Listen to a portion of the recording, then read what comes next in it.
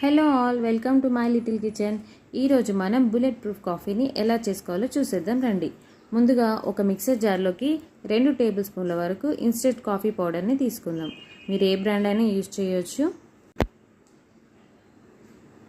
ఇప్పుడు కొద్దిగా నీళ్ళను వేడి చేసుకొని ఇందులో తీసుకుందాం. తర్వాత 4 టేబుల్ స్పూన్ల వరకు కొబ్బరి నూనె లేదా నెయ్యినైనా తీసుకోవచ్చు.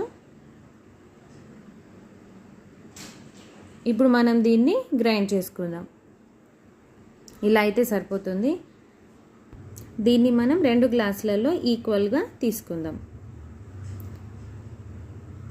నెక్స్ట్ హాట్ వాటర్ని యాడ్ చేసుకొని హాట్గా సర్వ్ చేసుకోవడమే. చాలా టేస్టీగా ఉంటుందండి. మీరైతే ప్రతి సిప్ని తప్పక ఎంజాయ్ చేస్తారు for sure. Thank you for watching.